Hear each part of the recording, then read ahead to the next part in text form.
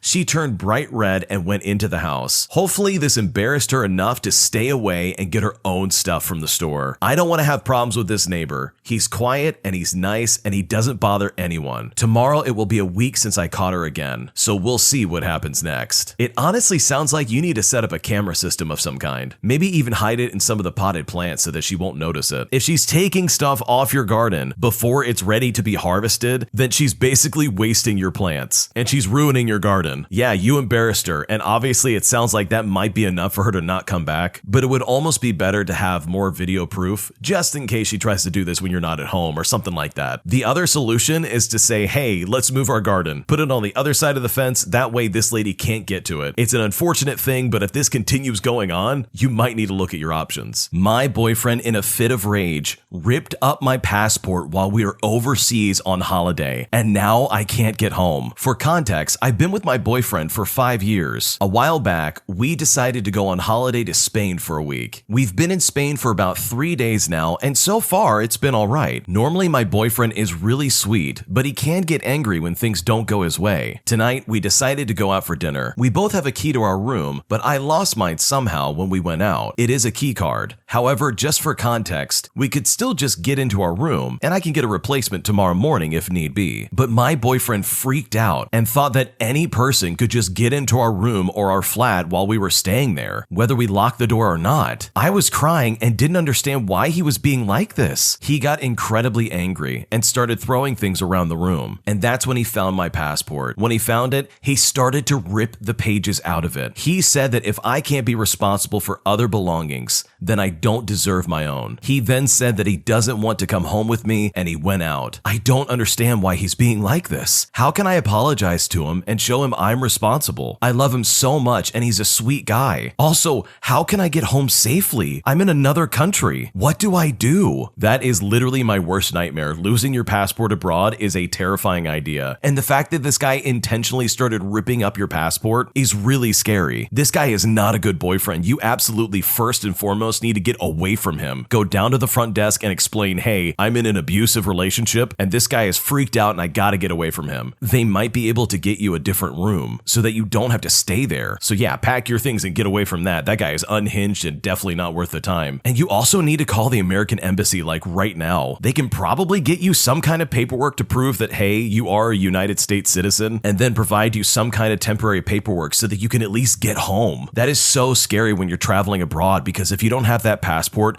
you literally can't do anything. You will be stuck in Spain. And I think it's safe to assume, just like anybody who's just a tourist, that you probably don't know the local language. Overall, this is a really scary situation to be in, and I genuinely hope you get things worked out and you're able to go home. My entitled dad faked being sick so he wouldn't have to go to my final drama camp. This happened a couple of years ago. Me and my friends, who I'll call Amy and Leo, that's not their real names, were attending a finale summer camp together. I was 16 at the time. I was going into my junior year of high school and they were graduating. The camp we were going to was being held by a large college, and this college had held these types of summer camps for high schoolers as well as graduates throughout the years. So this would be the last camp that Amy and Leo would go to before they went off to college. The last 2 previous years, we had all gone to the art camp. We were going to join the writing camp since we all love to write stories and wanted to get better, but they ran out of places, so instead we joined the drama class. We were going for a week, and at the end of that week, there was a grand finale, and this grand finale had a fantastic showcase night. The camp of roughly 46 or so was divided into 4 groups, and each group had about 4 different shows in them that they would each perform. They were all snippets of different popular books, shows, movies, you name it. I was in the finale show, The Wizard of Oz. I was playing the Scarecrow, who is pretty important for the story. I was supposed to be right in front of the entire auditorium, and I would make the audience laugh with some of the jokes I had in the script. My mom had promised me that she would be there, and so all that week, I was practicing my lines, getting better at my act, and was even able to memorize my friends' lines because of how often we were all helping one another with them. Well, showcase night came around. There was a TV in our backstage room that showed all the parents in the auditorium. I could see all of my friends' parents, but no matter how hard I looked, I couldn't see my parents. When it was finally time for the finale show, me and my group went out, and it was amazing. It was our best performance we had ever done, and I got the audience to laugh quite a bit with my jokes and acting. When we were all done, we all lined up side by side and gave our bows. And finally, the lights came on, and just like I thought, my parents hadn't come. When it finally hit me, I almost cried on stage. Leo's mom came up and apologized, saying my dad was sick and that my mom had to stay to take care of him. When we got to our dorms where me and my friends stayed at, my mom messaged Amy saying she was very sorry and that she wished that she could have made it. I started crying and sobbing to the point where one of the camp leaders came in to check on me. The next day, Leo's mom met my mom halfway at their meetup spots, and my mom explained it all. She and my sister were getting ready to go to the show when all of a sudden my dad started acting sick. He said his stomach hurt and that he was running a fever, which of course he wasn't. And when my mom tried to leave, he whined and complained, saying he wanted her to stay. She told him off, saying that she wanted to go to my show, but he kept it up until she finally had had enough and didn't go to the show. When it was around time for the showcase to start, he miraculously got better and looked at my mom and told her that he wanted to go look at truck parts in the next state over because Of course he did. My mom was pissed, but she ended up taking him and kept telling him off about how childish he was, but he just brushed it all off. My sister even verified all this information, and this made me even more upset at my dad. When we got home, he didn't even ask about how camp was or how the show went. Not even an apology for not showing up. I finally left my house about 3 months ago and I moved in with my boyfriend, and I have gone no contact with my dad. My mom says that he's been upset about this, but I don't care. He dug his own grave and he's going to have to stay there. This is a really terrible thing to do to your kid. I can understand that you don't want to go to some silly recital or some kind of showcase that your kid's a part of. He probably, obviously, would rather go look at truck parts than go to this drama camp. I get it. But sometimes you gotta suck it up and show support for your kids. The way this dad is acting and the way he went about doing this is somehow worse, in my opinion, than if he just straight up lied and said he has some kind of excuse as to why he can't go. Like if he said, oh, I've got a work engagement, and then just went across state borders to go look at truck parts, then maybe he could have gotten away with it. But the fact that he lied about being sick and then got better, obviously, just to go do that, and then with the expectation that his wife is gonna be there for him and then go with him, is just flat out disgusting. That is really toxic behavior. I feel really bad for this original poster because I'm sure this was such a special night for them, especially because they're sending their two best friends off who are graduating and going to college. They will not be with them for this next summer camp. It's truly sad overall, and I kind of don't blame them for going no contact with their dad. It sounds like this is kind of a perpetual thing that he's done a lot, so it kind of makes sense in the context of the story why they just suddenly said, okay, I'm done. But hopefully things work out and time will eventually heal this wound, and that maybe in the future they can go back and try and talk to each other once again. Although in my opinion, that's probably not going to happen for a very long time. My stepsister is upset that I won't share my inheritance with her. My stepsister joined our family when she was 12 and I was 14. My grandparents and I were always close, since my father would take me over there to their place every week. Soon my sister began to spend weekends with them. Unfortunately, my grandmother passed away soon after. My grandfather also recently passed away. My grandmother was especially fond of me. In her will, she gave me a lot of handwritten letters about the times she took care of me and every small detail about me. Both of them had also willed their house to me. This was because when I was young, I'd always pester them asking for a big house like theirs. It really brought tears to my eyes because of the sentimental value behind it. They also gave me a good chunk of cash in a trust, which I would be able to access next year. My stepsister, on the other hand, didn't get anything. She was quite disappointed because she thought she had a good relationship with my grandfather. This didn't really surprise me though. While he treated her kindly, it was pretty clear he only did so because he had to. She's now asking me for some of the inheritance money because she feels the money could help her out. I'm not so sure if I should help her because it wasn't gifted to her. She wants to buy a house now, and she's quite upset, and I honestly don't know what to do about it. I feel so bad for this step-sibling in this situation because the grandparents basically said, hey, we don't like you that much, and they didn't leave her anything, which just sucks. So I can understand where this stepsister is coming from, where they're like, hey, I want some of the money. So you could honestly play this one of two ways. You could either give her some money to try and satisfy some jealous need she has, to try and help herself out and to get some semblance of an inheritance, or you can say, sorry, this is what grandma and grandpa left me, I'm not giving you any. And honestly, I wouldn't blame you for going either option. It really is unfortunate that the will did not include your stepsister, but that's just the way it goes sometimes. And that's totally not your fault, and it's completely out of your hands. That's honestly on the grandparents for not leaving their stepdaughter something. I don't know why they wouldn't. I don't know why they decided, hey, we're not leaving you anything, but honestly, it is what it is. All you could do is be sorry that she didn't get any and then move forward with your life. This very well could be your chance to have a financially secure future. You literally have a home and you have a big chunk of change. And I don't think there's any real reason to give that up to your stepsister just because they're jealous. It really does suck for them, like honestly, don't get me wrong, and I do feel bad about their situation, but there's honestly nothing you can really do about it. So honestly, the choice is yours. And I think depending on the nuanced details of your specific situation that maybe you didn't listen to the story, I think either option could be really good for you. Today I messed up by coming out of the closet, literally. For some background, I'm gay. And I was very nervous to come out to my mom and my sister. While they are not my biological family, I chose them after they took me in as a teenager. They became my family about a year ago when I was 17. And in my previous life, I still had some odd behavior because of my past. One of those quirky behaviors that I had was that I liked to stay in closets, under the bed, or any other small hiding places. When I was stressed, worried about what family would think or do, or wanted to eat food while stressing out, I would go hide. Naturally, worrying about being accepted accepted is stressful, especially because I was worried about where I was going to go if I wasn't accepted here. What if they sent me away because of this? Anyway, the day I decided to tell them came around, and I pretty much hid in my favorite spot, a large closet, all evening while I figured out what to do. The closet itself was pretty big, and it was basically a tiny room. It had a light, some cushions, and a bookshelf in it with my clothes. At this point, my sister basically found me hiding in the closet, and she tried to start encouraging me, saying that, hey, it's okay to come out. My mom gets home eventually, and she hears that I'm refusing to come out of the closet, and tries talking to me through the door. I eventually managed to say that I have something to tell them. My mom tells me, okay, but can you come out of the closet? I respond and say, I can't. I'm worried people will hate me. I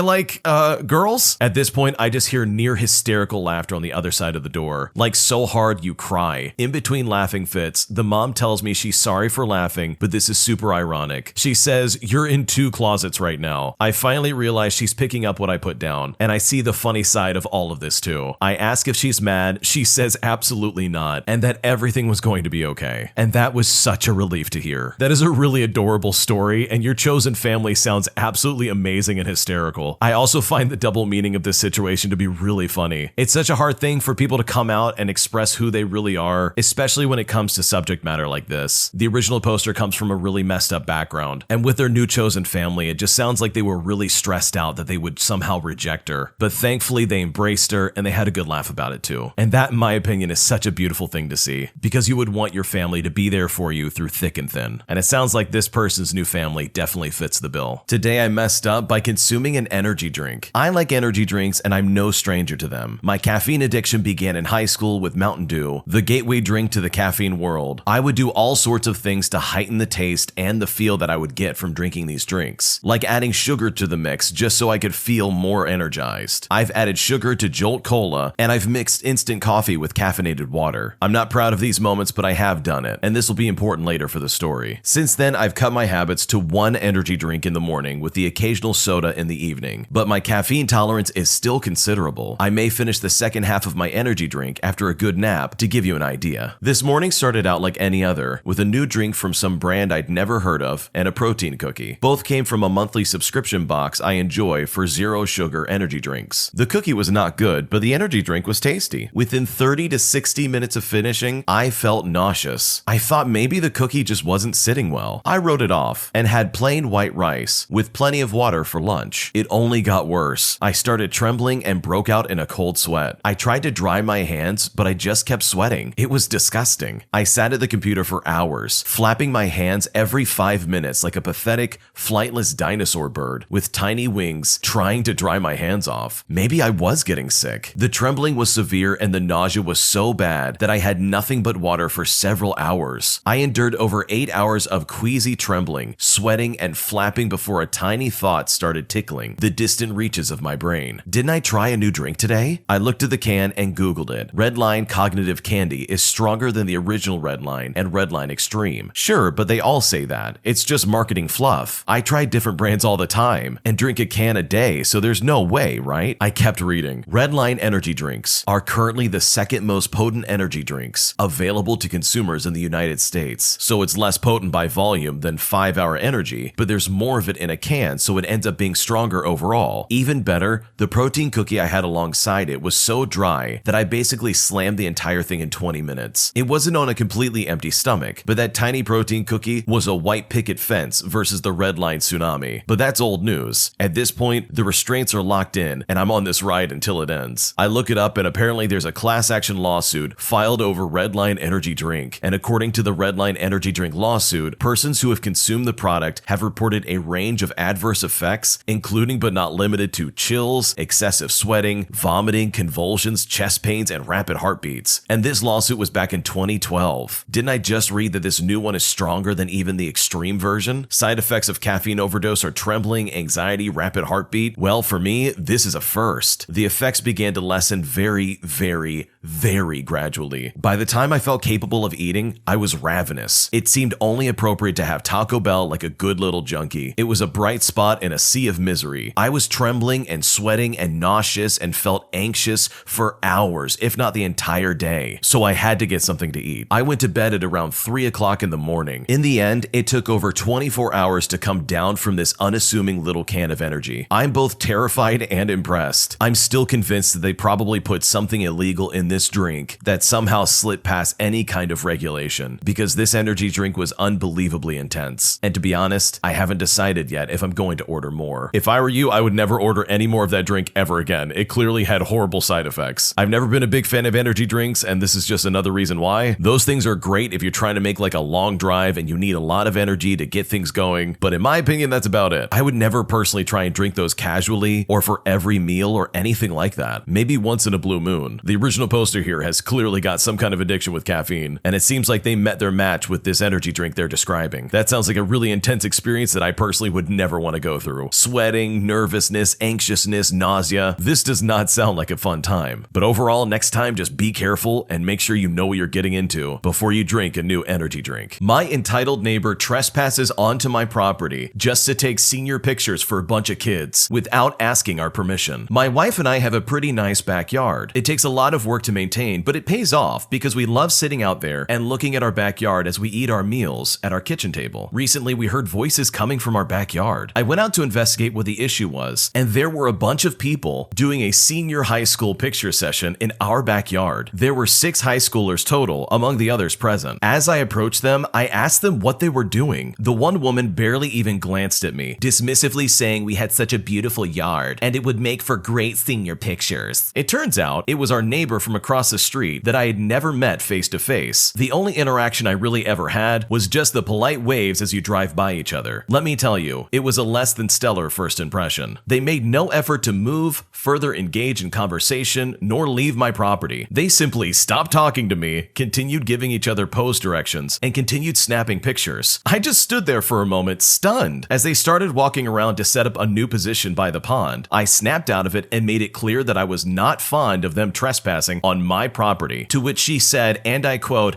"I would much rather ask for forgiveness than permission." It wasn't just the fact that she had said that, or how she said it, but it was the fact that she said it multiple times while I was making it clear I wasn't happy with them being there. After getting frustrated with the conversation going nowhere, I coldly quipped back, "That doesn't work so well when the owner's standing right in front of you." After that, I walked back inside to speak to my wife regarding how big of a deal we wanted to make this. And after some discussion, we realized we were on the same page. We had to make sure this supposed neighbor knew she was not welcome to just trespass on our yard whenever she wanted, especially our backyard. I walked back outside to confront them again to make them leave, but they were already gone. I guess my comment and demeanor hit home and made them feel like it was a good idea to leave. And while I wish I could have been there to tell them to get lost, I'm happy it didn't escalate into a bigger confrontation and that they simply just left. We haven't caught them in our backyard again, but that doesn't mean she won't try again or won't just wait until we leave. Honestly, if I was the people that own this property, I would call the police. This is blatant trespassing. Like, imagine if you found out your neighbor just kind of rolled up into your backyard and was taking pictures without you knowing it. Even worse, imagine if this happened while they weren't home and they drove up on this. I most definitely would have lost my cool if I saw that in action. And the best part about it is that these people took pictures of where they were at. They literally took pictures of them trespassing on this property. So it would be very easy for them to prove that, hey, yeah, they were here without our permission. And I'm sure this would have been a lot different if this was a neighbor that they actually knew. But from the sounds of it, this was like a neighbor that they just don't know, that they've never had a conversation with. So I can understand how they would be a little spooked and really would want them to get off their property. And honestly, all things considered, I don't blame them. I broke up with my boyfriend originally because of his parents, and I don't know if I should tell him. I used to be engaged to my boyfriend about 4 years ago, but I broke it off back then because of his family. They went from loving me to offering me money so I would break up with him once they found out he had proposed to me. I did eventually break up with him, not for money, but because I didn't want him to be put in a position where he had to choose me or his family, and it was obvious that this was how things were going to end up. Since he is extremely close to his family, a big part of me was afraid that he wasn't going to choose me either, which contributed to my decision to end the relationship. Last year, I started hanging out with some old friends again, which meant I saw him again too. At first, he was really angry and upset to see me. After I broke up with him, I refused to talk to him because I knew it would be impossible to stick to my decision if I did so. Because of that, he never really got much explanation from me either. He wanted me to give him that closure closure, but I didn't want to cause problems between him and his family. It felt pointless to tell him after all this time when it wouldn't change anything at all. He wouldn't drop it at first, but eventually I agreed to go on a date with him, and he agreed to never ask me again. He hasn't asked me since, but I know he wants to. Part of me feels like I should tell him now, since this isn't the type of secret I think I should be keeping from him, but I also still don't want to cause issues between him and his family. I've seen them again since we got back together, and his mother told me that they'll have to accept that he isn't going to let me go. They've also been really nice to me, but I don't know if it'll last. It definitely won't last if I tell him what actually happened. What should I do? I think this is a really terrible situation to be stuck in. You were engaged to your boyfriend and obviously you loved him, but the family just didn't want you to be involved. Like, that is just terrible. And also, the boyfriend seems to be the only one without any knowledge of what's actually happening. But in my honest opinion, it's been 4 years, and I think it's time for you to tell him what actually happened. He deserves to know the truth about his family and how they actively ruined his future marriage. Like, honestly, he's probably gonna find out anyways. It's not like you're doing any terrible thing in the first place. And from the sounds of it, this person doesn't have any feelings towards this guy anymore, so I think she should just go for it. And it might even be better to try and stay ahead of whatever the parents are gonna say to him, because you can bet if you step back into his life, they're probably going to step back into that situation and try and make sure that this is the last time, if ever, he wants anything to do with you. So go for it. Say something. It's been 4 years. He needs to know, and he's gonna find out one way or the other. I gave my dad an ultimatum, and now half my family hates me. When I was 10, my mom died from cancer. Before her death, she was going through chemo and such, and while she was quite literally fighting for her life, my father took it upon himself to cheat on her with multiple women, all of them knowing he was in a marriage. My dad did have his favorite woman to get with. We'll call her Sarah. That's not her real name. Sarah was very much aware of my father's marriage, but didn't care. She was playing on the sidelines for years before my father came clean about him cheating 2 months after Sarah gave birth to my baby brother. He promised us, mostly my mom of course, that he would stop cheating and dedicate his time to work and his family. But that didn't last long because my mom found out that her husband was on a sketchy website with Sarah. My mom couldn't divorce my dad because she was financially dependent on him due to her having cancer and needing to get chemotherapy. So she spent the rest of her time trying to build peace between the family and Sarah and welcoming my baby brother into the family as well. I was only 10 at the time, so I obviously didn't have a full grasp on the situation, nor did I fully understand. A week after my mom's funeral, my dad moved Sarah into his house, basically starting a more public relationship with her. During that time of her moving in, my mom's side of the family wouldn't come over to visit. Go figure. My dad lied and told me that it was because they're liars and that they don't care about me, when in all actuality, they were told by my father to either accept Sarah or to never come to our house. This messed me up and I fell into a deep depression. I would spend hours in my room, curled up in a ball, sobbing my eyes out and isolating myself from everyone. Sarah would be the one to always find me, and she would yell at me about having an attitude. Sarah was very unkind to me from the age of 10 to about 16. She would specifically target me since I acted like my mom. My dad knew about this and she would do it in front of him. He would either stay quiet or encourage her to do worse. I remember one time when me and my twin brother, we were 13 at the time, had our report cards from school. I was passing with A's and B's, and he had a few C's and 1 D. Sarah backhanded me in front of my dad because one of my grades dropped from a 95 to an 84, but all she told my brother was to just get his grades up or he'll lose his gaming console and send him to his room over his failing grades. My dad stayed quiet the entire time. He wouldn't even look at me. Fast forward to July of 2020. We recently moved into a bigger house. Not even a month after living there, she tried to argue with me over my chores. She claimed I overstuffed the dishwasher when in fact it wasn't overstuffed. It was just plates in there from the night before. Anyway, she called me a liar and I told her I had no reason to lie, and she ran up to me and slapped me. I lost my cool and I cursed her out. I let out years of anger and frustration on her. She called my father crying. I told him my side of the story, but he still picked her over me. Luckily for me, my aunt was visiting and saw the whole thing. I was already telling her about the abuse I was going through, and this showed her that I was not lying. I ended up getting kicked out, and I'm currently living with my aunt. Everyone, including my older sister and twin brother, took her side, even though for years they told me themselves that they hated Sarah. In fact, I was the one that consoled them whenever they would cry about the stuff that she has done to our family. My dad has tried every trick to get me to move back in. He's tried threatening me, bribing me, crying to me, you name it. It has never worked, but it doesn't stop them from harassing me and my aunt's household. I finally snapped and told my dad that we could have a semi-normal conversation if he leaves Sarah. Obviously, he didn't leave her, and told our family that I was being disrespectful and trying to ruin his happiness. Now I'm getting calls and text messages from family members telling me me to grow up and stop acting like a baby. I feel stuck. I've been open with everyone about this stuff, but they just dismiss me as being a teenage girl that just needs to grow up. I don't know what to do anymore. I want to give up. I want to sleep and never wake up, but that isn't an option, so I really need some advice on moving forward. My dad is threatening to get the cops involved so he can force me to live with him again and be miserable. What should I do? Your dad is a piece of garbage. Let me just first off saying that. He was cheating on his wife when she was going through chemotherapy. You have to remember that going into this. And if I were in your shoes, I absolutely would not want to live there either. Sarah sounds like an absolute monster. That really is such a terrible situation, and I'm so sorry you're going through that. I don't know what the circumstances are of you getting out of a house that's being legitimately abusive to you, but it sounds like your aunt is more than willing to take care of you until you're of age. So maybe ask her if she can help you out with finding some way for her to be your official guardian from here on out, especially if your dad and Sarah are treating you like garbage. But overall, best of luck and hopefully things work out for you. My best friend's boyfriend is extremely creepy and a freeloader, and I don't know how to tell her. This Memorial Day weekend, I came to visit my best friend because her and I did not see each other regularly due to moving to different cities after college. I figured that since I had a bit of money and an extra day off of work, I would surprise her and just show up. Little to my surprise, she has forged a brand new relationship and is already living with the man. When I first arrived, he seemed very cordial. I bought wine and a houseplant to help bring some life to their newly acquired house until they can get some money for interior decorations. He thanked me and was genuinely excited to meet up because he's heard so much about me. The first day and night go off without a hitch, and I went to sleep with an overall good feeling about the man. That is, until the next day. The next day, my best friend and I decided to do brunch and a walking tour of the downtown area, and we also decided to try out the local breweries that popped up in the area. It was a pleasant day with her, and we caught up. When we were at the last brewery, she mentioned that her boyfriend gets a little weird without his herb, if you know what I mean, and so she asked if we could stop by a person's house to buy some. In my state, the herb is legal, so I go to an authorized retailer. In this state, it's incredibly illegal, so you still have to do under-the-table buys. I did not feel comfortable taking such a risk, but I did it anyways because they were hosting me and I kind of wanted some. When I got to the house, he was withdrawn and was not as talkative as he was yesterday. So I handed him the herb and he just walks off and starts to break it up and roll it. He did not even thank me for it. I figured this would pass once he got some more THC in his system, but he instead runs into the back room and closes the door and doesn't socialize. Then I told my best friend to go grab the wine that was open last night, and she says that it was completely gone. I found that really strange, being as though he already drank a whole separate bottle as well as some other like-minded beverages. Again though, I just shrugged this off. When the next bottle is opened, he claims he didn't like it because it was too dry for him. After my first glass, I realized I was still a little bit under the influence from the brewery tour, so I left the wine alone. He comes to me and asks if I wanted the bottle anymore, and I told him no, so then he proceeds to drink the whole bottle with no regard to my best friend or myself. Again, there was no thank you either. I go into the room and they decided to play together on the Nintendo Switch, and they invited me to join them. I told them that I wasn't familiar with the game they were playing, but that I would go ahead and give it a shot. After a quick crash course, I got the hang of the game, but we still lost the first round. He then proceeds to make disparaging remarks about me and gets really nasty as the game goes on. The whole time, my best friend is laughing and thinks it's cute. I get very discouraged and withdrawn and decide to stop playing, and they did not notice that my character was not even moving on the screen. He eventually realizes that I am not going to open the last bottle of wine that he is itching to drink, so he then proceeds to ask my best friend about her finances so he can go to the store and grab a drink for himself. She said that she's broke, and I decided to play along like I'm broke as well, as I didn't want him asking me for money. This prompted me to ask her outside of this guy's presence whether or not he was employed. She says no and that she does everything for him and the house. That's when my alarm bells were going off about this guy. Later that same evening, I was washing the dishes after my best friend cooked dinner. He then comes up behind me and touches me. I was so thrown off by this gesture that I stopped doing the dishes and ran to the back with my friend. I should have said something, but instead we all just went to bed and I thought this was the end of it. But that's when I would wake up periodically and he would be standing over my bed, just watching me sleep. I didn't know what to do or even say. The only way I could get him out of my room was to pretend like I was tossing and turning in my sleep. At one point, he was even going through my belongings, looking for who knows what. As of right now, it's 3:36 in the morning and I have not slept. I am afraid he's going to try and come into my room again while I'm asleep, rifle through my things, and watch me sleep. I plan for one more day, but I am highly uncomfortable with this man. I want to book a hotel for my final night,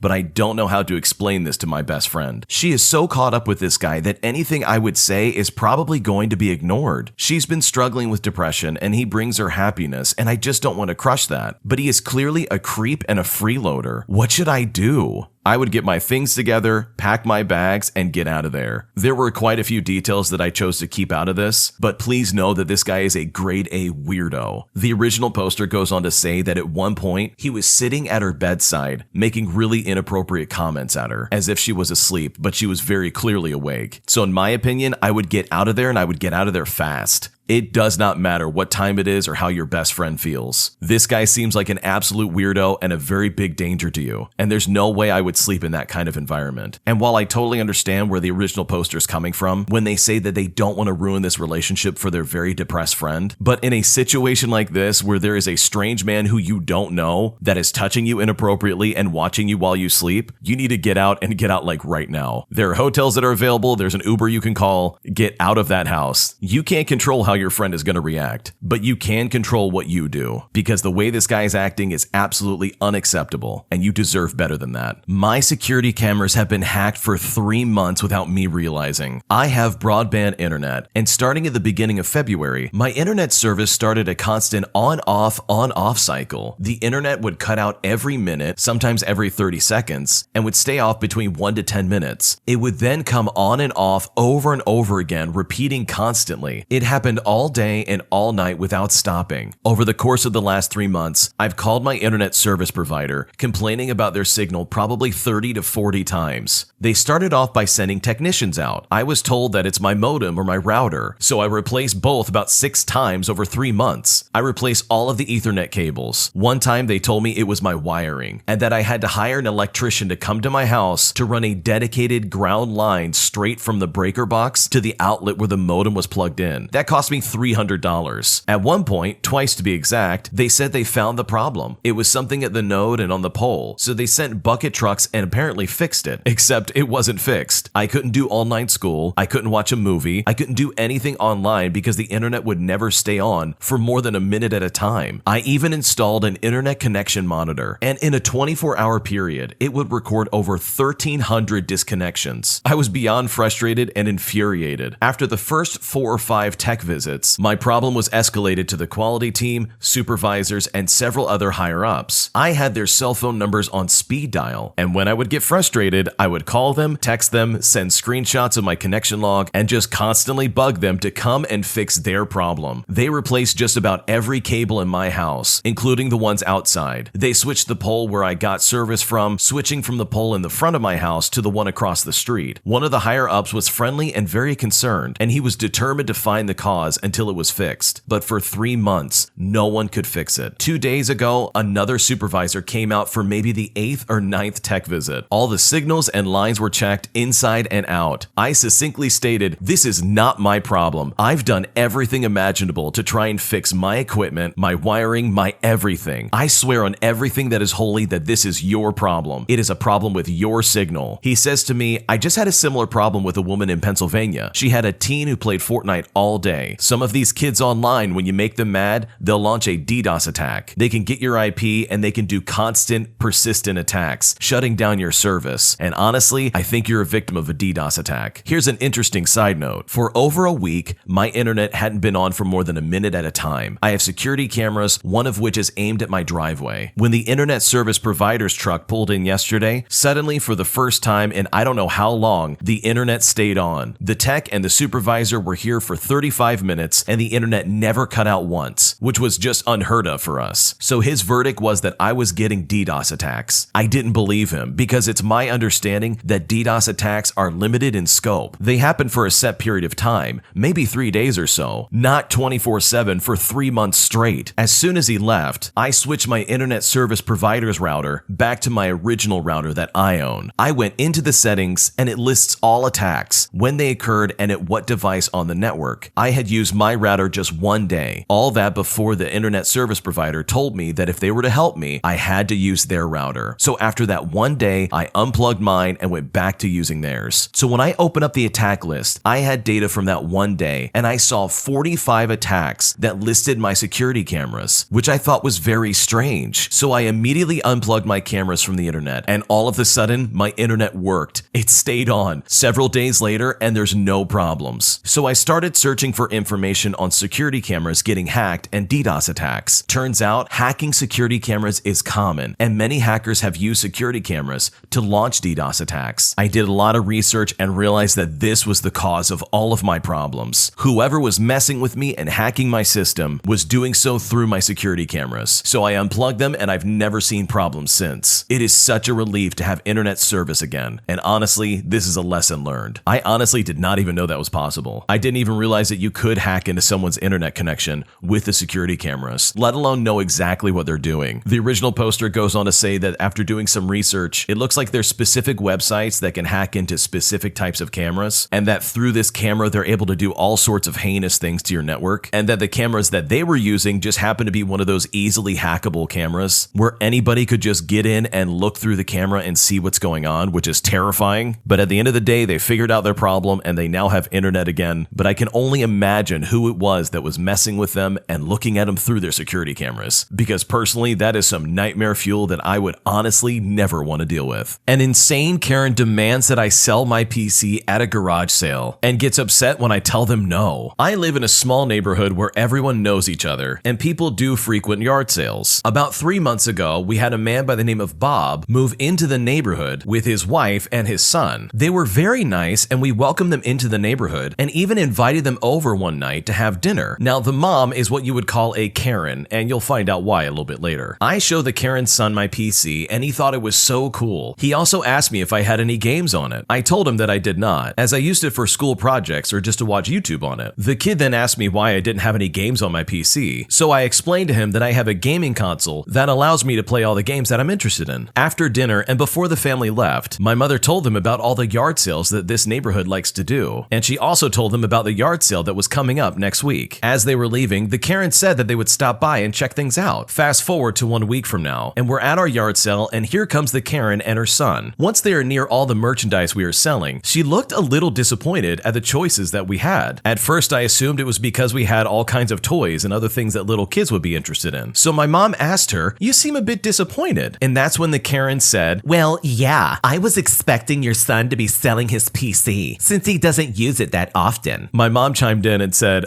excuse me? And this is where things kind of got heated. The Karen replied, "Yeah, my son told me about how you only use it for school and to watch YouTube on it, and in my opinion, that isn't a good use for it." My mom snapped back at her and said, "Sorry, but his PC is not for sale." And it was at this point that the Karen basically demanded that we give her my PC. She said, "Well, at this point, the way your son uses it, I think you should just give it to my son instead." At this point, I popped in and told the Karen to leave us alone if she was just gonna demand things from us. She says, how dare you talk to me like that?" My mother then told the Karen that I was right and that they needed to leave. So they left and we decided to call off the yard sale and to just do it sometime in the future. As we were bringing everything inside, we left the door open so we could both carry things in and out of the house. Finally, we got it done, and as we were both going inside the house, the Karen comes full sprint running at the door to try and get in our house. Thankfully, my mom was there and shut the door just in time. As the Karen was leaving our garage, my mom yelled back asking if this lady was crazy, demanding to know why she was trying to get into our house. The Karen then demanded that we give her son the PC or she would call the police on us and get us arrested for assault, because apparently we shut the door on her head somehow and she got hit, which is just not what happened. My mom called her bluff and told her to do it, and that when the cops show up, she can tell them exactly what actually happened. When my mom said this, the Karen backpedaled and got out of there fast. And after all was said and done, she never did call the cops. What an absolute psychopath. What kind of person would try to break into another person's home just to try and get somebody else's property? This lady has serious issues. And worst of all, this lady lives in your neighborhood. This original poster goes on to say that this Karen is a pain in the neck in the neighborhood. And I can understand why. This neighborhood is notorious for doing yard sales. Now you gotta worry about this lady trying to break and enter just to get that stupid PC. My suggestion is getting a security camera. I think a good option would be be one of those cameras that also doubles as a doorbell. That way you can know exactly who's coming in and out and what they say when they're at your front door. But overall, just stay on your guard and make sure that that Karen doesn't climb through your window. Otherwise, you can kiss your PC goodbye. My girlfriend slapped me twice last night, so I've moved out all of my stuff, but now I miss her. What do I do? So for a bit of context, my girlfriend and I have been dating for 3 years, and since COVID happened, we've lived together at her dad's place. He's moved out with his girlfriend, so it's basically our place now. We've done it all up, made it look really nice, we got 2 cats together, and overall, we're pretty happy. There are a few glaring issues, however. She is a massive stoner, whereas I am not. She also has some mental health issues that she needs to see a therapist for. She can be quite snappy and rude, but I still love her and the life we have together. I can't really explain it, and although we argue and she doesn't always treat me right, I still enjoy our life together. So whenever we go out drinking, she always kicks off and makes a scene. It drives me nuts when I just want to have some fun with my friends. Last night she stormed off because she felt like everyone was ignoring her, and I went after her to try and talk to her and calm her down, and she ended up storming off and calling me some terrible names. And in all honesty, I nearly ended things right then and there, but I stuck it out because I love her. Last night we were out drinking again, and she did some seriously illegal substances for the first time ever, and things were not going well. However, she has work tomorrow morning and wanted everyone to come back to our place so she can hang out but also go to bed when she wants. But everybody else just wanted to stay out and go dancing instead. This is when she started kicking off at me, and again, I was trying to get her to calm down and talk her through this. She said that she has work tomorrow and this always happens. And at this point, I just simply couldn't be bothered anymore, and I said, then just get another job. And that's when I received my first slap out of nowhere, and she stormed off. I walked back and told my friend what happened. Obviously, they were outraged. We shortly left afterwards, and we saw my girlfriend down the road. She came up to me and asked for my key to the house and said I wasn't welcome back. Her friends were there, my friends were there, everyone was asking why she slapped me as I was taking the key off my keychain. I told her, hey, you're making a big mistake. And that's when I received my second slap, and she stormed off again. Everyone was outraged and freaked out, even her own friends. After that, I didn't see her for the rest of the night. I've got a zero tolerance policy when it comes to either partner hitting each other. So I went to the house this morning to get all my stuff and tell her it's over. She apologized profusely, saying that she will never do it again, and that it was the biggest regret of her life, and that she will do anything to make it up. She said that she'll clean up her act, she'll stop doing the illegal substances, and she will stop treating me like garbage. All the while, I was moving my stuff out, and it was honestly pretty rough. I then sat down for a little bit to talk to her. We had spent 3 years together. I simply couldn't just leave just like that. So we talked for a while, and I said that I just need some space. I also said that I don't know what to do in terms of our relationship. So I am officially out of her house, but I really do still miss her, and I personally want to go back. However, I know it's wrong. Would I be a massive fool if I returned? What should I do? This whole situation is just super sketchy. Your girlfriend is doing illegal substances. That's a big red flag for me personally, and that is a personal deal breaker. And she assaulted you twice. I can't think of any legitimate reason to smack your partner in the face aside from maybe self-defense. And it's not like you said anything horrific. All you jokingly said was to just get another job. And then she goes off the handle and smacks you in the face. Like, that is not okay. And then she smacks you again in the face after you give her your key to the house. I don't care what influence she was under, that is not acceptable. So even though it's hard, I think in all honesty, it's probably time to move on. It doesn't sound like a super healthy relationship, and I think you can do a lot better. I can't wait to finally get away from my family. Firstly, I'll say I didn't have a terrible childhood. I did get the occasional spanking, usually for a bad grade, and it was definitely enough for me to close myself off a lot. Not only to them, but to any close relationships that have tried to crop up in my life between me and anyone really. I'm now in college, and I do have to rely on my family somewhat, but before I ever ask for anything, I have the conversation in my head. I envision all possible outcomes, and most of those conversations end in negative responses. Because of that, I end up putting off the call or the question for days, not wanting to face it. I can only ever tell my family good news. I can only say that I'm making good grades or that I landed an internship, not that I eat barely once a day or that I'm suffering from depression. Anytime I say that, they ask me, well, what are you sad about? Once I do, if ever, find the courage to call for something I need or can't afford with my part-time job, job. It's either an okay from them, or I get an entire lecture about how lazy I am, all because I opted to only have one job instead of two while I go to school. They also like to say that I act like a child. Meanwhile, they keep my 21-year-old dropout brother well fed, and they do whatever he needs without any question. Also, my younger brother is only 1 year younger than me. He doesn't have any mental or physical issues. He is just taking advantage of the system, I guess. I just can't wait until I graduate and can survive without them. I go to a relatively good school, and surprise, surprise, I'm surrounded by the exact opposite. People's parents practically throw money at them and come to see them, actually care about their well-being, the good and the bad. I hate that I even have to go home to see them sometimes. It starts out good, I'm happy to see them and they me, but eventually it gets into questions about what I plan to do after graduating, and that I better not be back here in my hometown if I get a job lined up. I wasn't able to get a job for the first year or so of college, and they assume it'll be that way once I get my degree. They can't seem to grasp that the modern world isn't as easy as walking into the nearest corporation and just getting a job. Honestly, I'm just exhausted with all of this, and I'm not sure what to do. It really sucks that you come from a family that's super nosy and is super judgmental on what you are or are not doing. But honestly, just keep your goal in sight. Graduating doesn't solve all your problems. There's still going to be issues of making money, finding your own place to live, and a lot of other things that'll come about that you probably didn't expect. But just keep your mind focused on your goal, get good grades, and do everything in your power to establish your future. And then one day you're going to look up and you're going to be completely independent. And you'll realize that no, you don't need their help with everything that comes your way. And that will be a beautiful day in your life. And I think in your situation, you'll probably find some peace you haven't felt in a very long time. My girlfriend said that she would rather be cheated on than yelled at. And I'm not sure if that's a red flag or not. Me and my girlfriend of 8 months had our first big fight yesterday. We were both pretty respectful, and while tones were annoyed and angry, no one really raised their voice. We talked it through afterwards and discussed boundaries around conflicts and how to handle things. She opened up about some issues from her childhood. The biggest thing was that her dad yelled all the time, and this was in a pretty bad, scary kind of way, I guess. She was trying to tell me that she can't be in a relationship where there's regular yelling, which I totally respect. I don't want that either. But then she said that she would rather be cheated on than yelled at. I was a little taken back by this, as that's a pretty strange statement to make. I firmly believe that outside of abuse, cheating is the most horrible kind of betrayal and the worst thing partners can do to each other. It makes me unnerved to think that she doesn't see it that way, almost like she doesn't agree how serious infidelity is. And that seems like a pretty big thing to be misaligned on. I didn't push her on it at the time because she was a bit emotional from talking about her childhood stuff, but my mind keeps going back to it. Is it just an exaggeration to make her point that yelling is a deal breaker for her? Should I even care if we don't agree on what the worst thing is? Or should I ask her to clarify just a little bit more as to what she meant and then just let it go? What should I do? I think the girlfriend was just exaggerating a little bit on how badly she does not want to be yelled at. Like, I totally understand where she's coming from when she says that being yelled at is a very big trigger for her and it'll cause a lot of damage to her. But I honestly don't think she was being serious when she said that she would rather be cheated on than yelled at. I think she was honestly just trying to show how severe that type of behavior is towards her personally. I think if you asked her, she would also say that, yeah, cheating on me is also a terrible thing. I really don't think this is a situation where you can measure one as worse than the other. I think you're kind of splitting hairs at that point, but I think instead she was just trying to make a point, if that makes sense. The biggest lesson to be learned from this is that she sees yelling as a horrible act and that she sees it as an aggressive act at that. Her father was incredibly abusive towards her, and the fact that this is associated with childhood trauma is not something that she's going to easily shake. It's going to take time and effort on both your parts. So I wouldn't worry about what she isn't saying in this situation. She just really does not like being yelled at, and at least moving forward, you know what her trigger is, and you can find ways to avoid it. My mother-in-law snuck into my apartment and into my bedroom and gently woke up my husband, and I'm honestly not okay with this. For some context, my in-laws have a vacation home an hour and a half away from all of our primary residences. This home is divided into two sections. Their home below and ours is on the second floor. My husband is one of 2 children, and we pay for all of our expenses. From electricity to water to the taxes, it's all on us. Now, I've been sick for a week. I fell asleep on the outside couch because I needed to sleep sitting up. It was horrible trying to stay asleep sitting up, so I was exhausted. Around 4 a.m., I woke up and, missing my bed, went back to my room to snuggle with my husband. Of course, I had a little bit of a tough time getting to sleep. Finally, after what seemed like an eternity, I was knocked out. This bliss was temporary. Less than 4 hours later, I am startled to see my mother-in-law laughing like a sneaky child at Christmas, trying to wake up my husband. I just stared at her in complete shock. Her explanation was that she had a bad dream about him. She had heard me at 4 in the morning and knew I had gone to my room to sleep, but felt entitled enough to wake me up after only 4 hours of sleep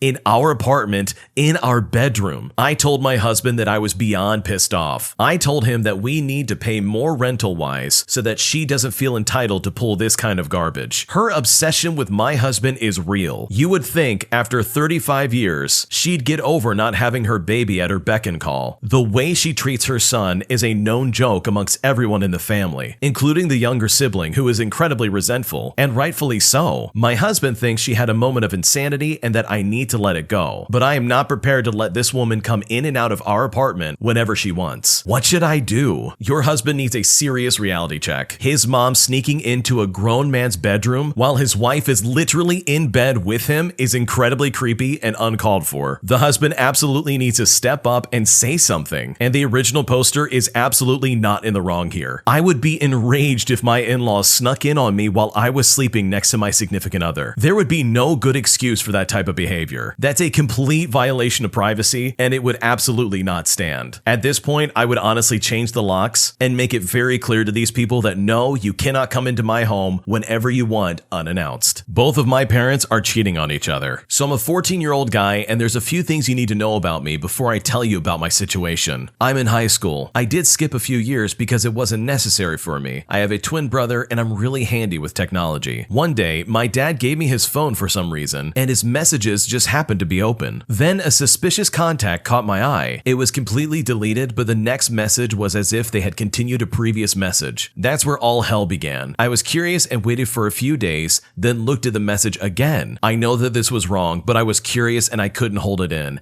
And that's when I found out that my dad is cheating. This was about 5 months ago. About a month later, my mom gives me her old phone as she is getting a new phone. She deleted her chat app as she gives it to me, but for some reason it isn't gone. I don't really know how that happened, but in this chat app, I see this person messaging my mom, and my mom calls him darling and whatnot. And honestly, I'm utterly distraught. I have been holding this in for about 4 months. Every time we spend time together, I can't help but believe that all of this is fake. I can't look at my parents the same. I don't see the role model dad anymore. There's nothing that holds our family together. Obviously, they both think that they are doing a great job hiding it, but it's so painful. I feel like I'm a balloon that's about to pop, and I can't hold out anymore. I have had panic attacks for the past 2 weeks over this, and I simply can't believe that this is happening to me. What should I do? There's a small chance that your parents have an open relationship. That basically means that they have relationships besides each other, if you know what I mean. And it sounds like they're just trying to hide it from you. But there's also the very distinct possibility that this is not what's happening, and they both happen to be just cheating on each other. In which case, I'm so sorry this is happening. It sounds like talking to your parents might be out of the picture, obviously, but there's always a chance that you could talk to the school counselor or even a trusted teacher and try and go through this with them. Eventually, though, this is a conversation that you're probably going to need to have with your parents, and it might help to have another adult in the room with you. I can only imagine how you're feeling right now, and honestly, I wish you the best of luck in trying to navigate this. Today, I messed up by jokingly suggesting that my parents should get a divorce, and now they're going through with it. My mom and dad have been married for 28 years. My mom has never liked my dad's drinking. They've always fought over it since I was a kid, but it would usually be limited to just then. My dad is in the army, and in my country, it's a tradition for officers to gather at the mess almost every night and drink. Now, my dad is a relative lightweight, so he would sometimes embarrass mom at parties with his slurring and stumbling, and it was at these kinds of get-togethers that I saw my first fights between my mom and my dad about his drinking. He's continued this practice at home, and although he doesn't drink too much at once, mom would get mad at dad every night he was wasted. She has this terrible anger in which she can really make you feel like garbage with just her words. So facing this every time he had a drink made my dad start to do this behind her back. Eventually, of course, he was found out, and the fights escalated to being about him lying. Please also note that my parents have always been very loving to each other and me. Their only major fights are about drinking. I was in attendance during their latest fight. It started off with mom raging at dad because he appeared a little tipsy, and then he got angry back at her. My dad is normally a very calm person, but recently I've noticed him getting very angry when defending his drinking. anything. This time he lost it again and started going off about other flaws my mom has and how he doesn't criticize her for them. It got to a point where they both seemed to say that they loathed each other. Now, I still thought they cared for each other and were letting their emotions get to them. So I suggested,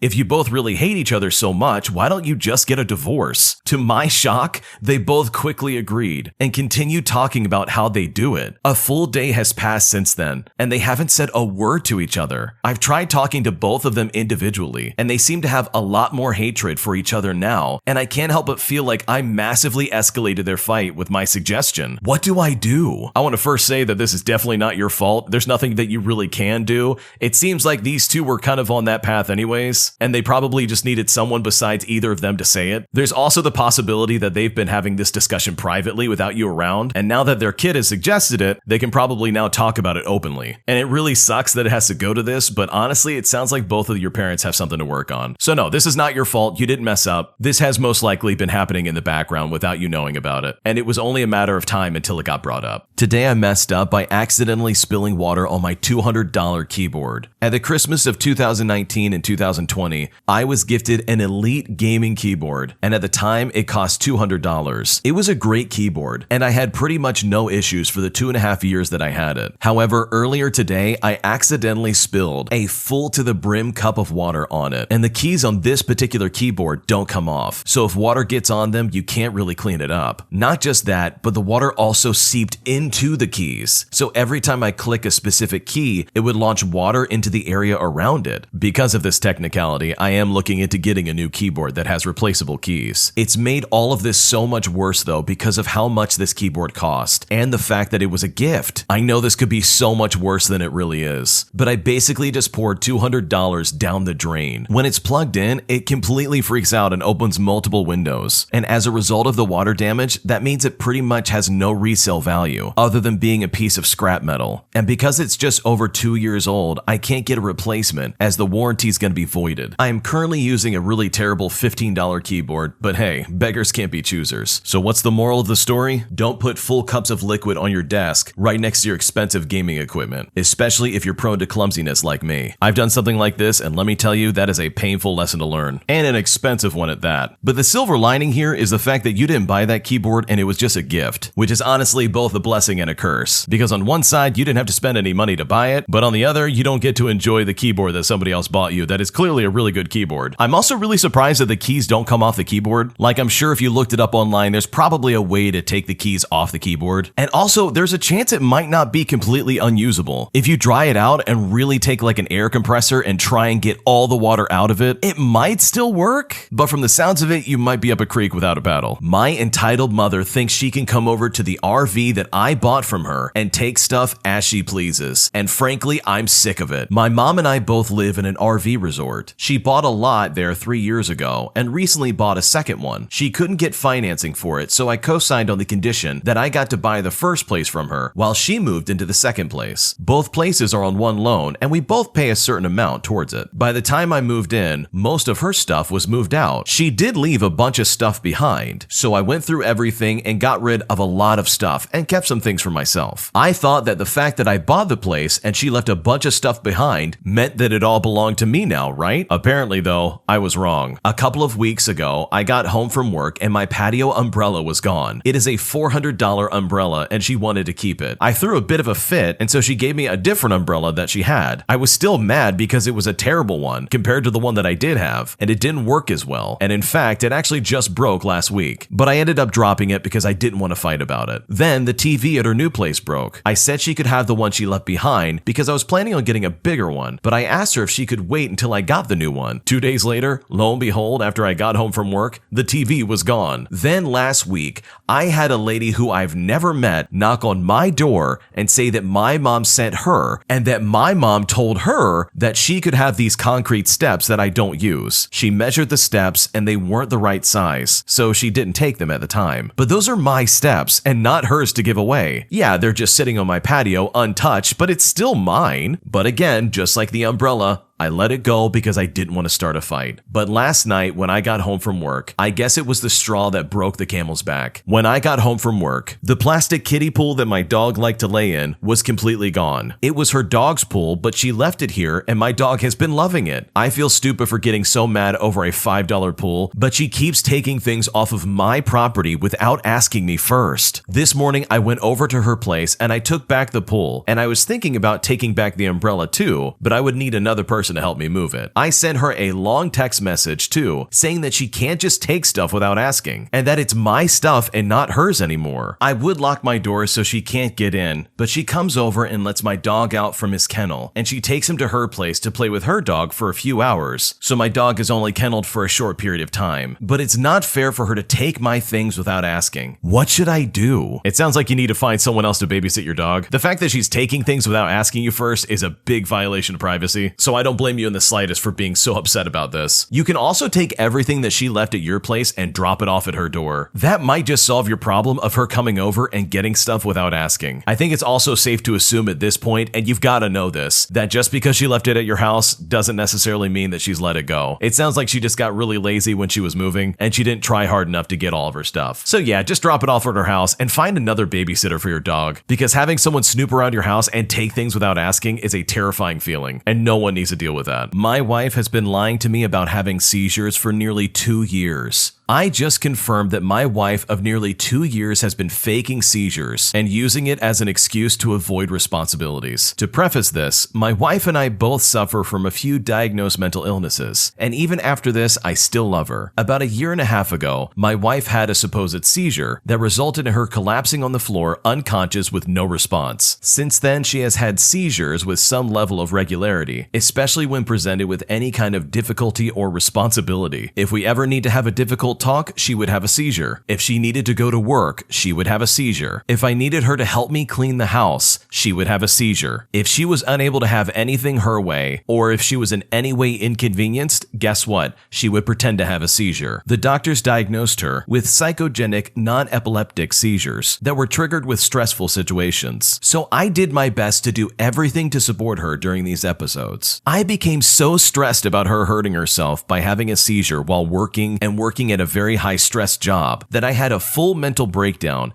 and got admitted to the hospital because of it. Since then, I have been trying to be the best caregiver possible and support her fully while sacrificing my health to ensure her safety and happiness. I believe that I have known for some time that something was off about her seizures. She would seemingly come out of them if I made her laugh or smile, but I wanted to trust her and believe her no matter what. Tonight, I finally asked her about why she faked a seizure she had, and she admitted that all of them were fake. I appreciated her coming clean, but my God, am I angry. All that effort, love, care, patience, it was all for nothing. But in the end, I still love her and I want to be with her. But this is something that I can't just get over. What should I do? This is divorce material to me. This is a huge lie. Seizures overall can be incredibly dangerous, and the fact that she was lying about this for nearly 2 years is more than enough for me to say, okay, we're getting a divorce. I can't believe this original poster is in any way, shape, or form deciding to stick with this lady. This lady sounds absolutely insane, and there's no way for a second I would put up with that. The original poster goes on to say that they are both in individual as well as couples therapy to try and figure this out ever since they found out that, hey, she doesn't actually have seizures. So maybe the original poster is just a better man than me, because I would have kicked this lady to the curb almost immediately. This is a massive lie. Like, it'd be different if she's like, hey, I'm allergic to eggs, and then you spend a few years being like, okay, let's not have eggs. But in reality, she just didn't like the taste. Like, it would be a weird lie, but at the end of the day, it's like, okay, whatever. But this is a whole nother level of crazy that I have not seen, I think, ever. So no, I would not stay with her if I were that guy, because this is just absolutely unacceptable. But what do you think? Leave a comment down below. What would you do if you were in their situation? I demanded that my sister move out after she disrespected me, but this house does not belong to me, and now I don't know what to do. My dad passed away 5 years ago. Before he passed on, he left us a home and a piece of land that he put under my name, and the house was on my mom's name. We were in debt, not a lot, and the land was bigger than the house. After my dad passed away, I had talked to my mom, and we decided it was best to sell the house and pay off all of our debts. I would finish my studies and try to build another house in that barren land. That area was developing and value was going up. My mom is a 3-time stroke survivor who's now in a wheelchair because she had an accident a few months ago. I joined work soon after my dad's passing. I have an uncle I'm close to, and with his help, I was able to construct a 3-storied building. As my dad was no longer around, I decided that it was not fair that I get the building all to myself. My mom and dad had a loving marriage. My mom was devastated and talked to me about my siblings' future. I assured her that it was my responsibility now to take care of my siblings and her. I was talking to split the building in the future. Here's the problem. My sister considers herself a Disney princess. When it comes to responsibility, she won't lift a finger. She blasts loud music until we receive a noise complaint, and she will disrespect my mom as well as myself. Continuously, she will ask for money even though we give her an allowance. She's friends with my ex-girlfriend who cheated on me as well. She even knew about this at the time, but decided not to tell me because she said it was cool and it happens all the time, whatever that means. I ultimately decided that if she wanted to stay, she must cease disrespecting me and mom inside of my house. She yelled that it was her house too as dad left it. I told her that dad left us the land, but I made the home. And after that, I basically told her that she needs to move out by next year. My mom was saddened to hear this. We're immigrants in this country and my mom is worried about her safety and doesn't want her to leave. I told her that she must. I can't take the disrespect anymore. I told her that I will try and find some work for her so she can at least try and make a living instead of living off of my money and yelling at me. I pay for literally everything. Taxes, bills, groceries, loan payments, education, car loan, you name it. I can't afford to give her over $1,000 each month just so she can spend it however she wants. My sister then told me that my girlfriend was right to cheat on me and that I am a complete piece of garbage. My mom goes on to tell me that she's worried, saying that I was out of line for asking her to move out. I don't know the right course of action I should take now. She's become a spoiled child. Is there any way I can handle this without anyone getting hurt? It sounds like your sister needs to grow up. That's kind of the first thing that came to mind for me. But also, if this isn't actually your house and you don't specifically own it, then you can't really make the call of who can and can't live there. I can totally understand you being frustrated with it, but at the end of the day, it's not your house, right? Regardless of the outcome, hopefully it gets worked out, and hopefully this is able to get worked out in an amicable way. I am becoming unreasonably annoyed by my boyfriend, and I don't know what to do about this. We met from a dating app, and things went smoothly for us from the beginning, and after 2 weeks of knowing each other and hanging out in real life, we made it official at the start of this month. What I'm starting to notice though is that he wants me around 24/7, and even if I'm not around, he would video call me, which really annoys me. I told him this and he said, okay, take your time, which I did. A few days ago, I told him I'm gonna take a me day at home with my sister. I watched a movie with my sister at 8 o'clock, and after that, at 10 o'clock, I checked my phone and saw his messages asking me if I'm busy and what I'm doing. He also called me 3 times. I told him I was watching a movie and he got mad because he wanted to watch that movie with me. I told him that we can still watch the movie together, and he said that it's fine. He'll just watch the movie by himself. A few minutes later, he said in a tweet that he's just so tired of everything. So I texted him about it and he said nothing, it's fine. And at that moment, I was just so fed up because I think it's childish to not communicate with your partner, but then turn around and say really vague things online that are definitely about me. He later confirmed to me that yes, that tweet was about what happened between us. We made up after that, but I once again told him that I cannot always be available for him. The fact that he also has nothing going on in his life really bothers me. He's been in this town for 2 years. He moved here because of his job. He's a freelancer, but he has no friends, no routines. He's unable to take good care of his body, and it seems like he just doesn't even try. I have a whole life before I met him, so I need him to be independent and also have his own things when I'm busy with my own things. I've even asked him to meet my friends, thinking that maybe he can also be friends with them, but he refused. Every time there's a chance to meet somebody new or to start a new hobby, he just straight up refuses. He's kind of big and not physically fit, and his skin condition is not in a good state right now. I didn't mind this until he mentioned that he wants someone that is pretty and looks good, and that the reason why he swiped right on me is because I'm pretty, and he even told me that he hopes that I never get fat. He apparently hates on fat people, and I just feel like he's very mean to other people online in general. I confronted him about it, and he said he's trying to be better. He told me that he wants me to take care of him, which at first I was like, of course I'll take care of you, thinking that taking care of him means having his back and being there for him. In reality, it actually means babying him and basically doing all kinds of chores and other activities to specifically take care of him. him. Now, just to be clear and to have some clarification in this, I don't mind doing all these things if we were in a relationship for several years, or even if we lived together. But as of right now, that is definitely not the case. Today I was working out and he kept messaging me saying, why is my workout session so long? Mind you, I was only in there for 30 minutes. So after I was done working out, I asked him, okay, how long do you work out when you used to work out? And he told me that 15 minutes is enough, 30 minutes max, claiming that 1 hour is way too long to work out. And after he said that, boy was I angry. I work as a physical therapist and I've been working out for several years now. He's literally not doing anything all day. He's been sleeping in